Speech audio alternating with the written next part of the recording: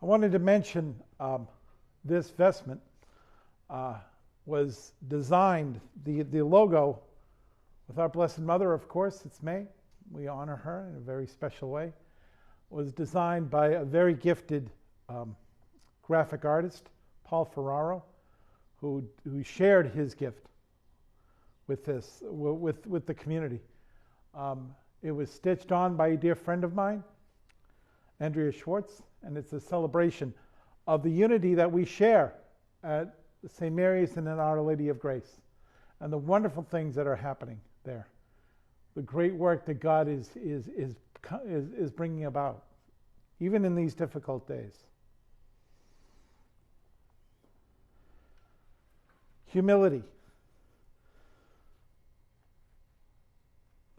So many of us have met celebrities or athletes or some stars in one way or another. And we're all hoping that the person that we meet is a person of humility. We have this ideal that perhaps when we meet him or her, there will be real people, that they understand what it's like to be a human being, to deal with failure and pain and loss and all that it means to be a human being. Because I think that's the essence of humility, of understanding that life is difficult. Sometimes we do not know the answers, and sometimes the wisest thing we can say is, I don't know. Think of the early church and the chaos that was taking place as the church tried to figure out who it was, what it believed, what it was reaching for. And we see Paul in the middle of it saying, this is who we are, this is what we believe.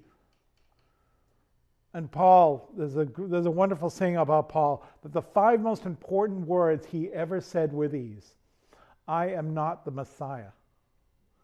Paul understood that he was an instrument of God's grace, just like St. Francis calls us to be. And Pope Francis has shown us in so many ways. And during these difficult times, the humility that we're called to share, the world needs to see.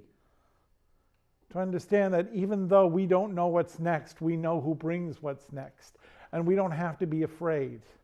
We can let go of our doubts and our fears and understand in the middle of them, we will find hope. And we can use some hope these days, couldn't we? It's the hope that Christ brings. Beyond our human shortcomings and failures, Christ will shine in us and through us. Paul understood that. All the truly great people in our lives who we admire, the truly humble people.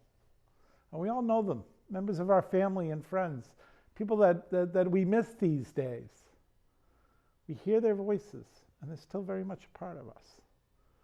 Because their lessons of true humility remind us that humility does not come from anything human, it comes from Christ.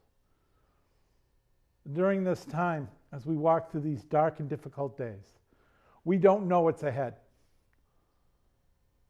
We don't have to. If we can let go of our doubts and our fears for just a little while and trust him, we can get to where Christ wants us to be.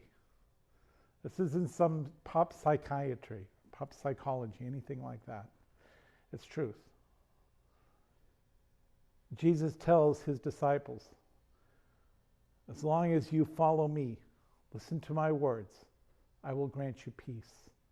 And that peace that the world will never fully understand but needs desperately will rise from you and will give comfort to others.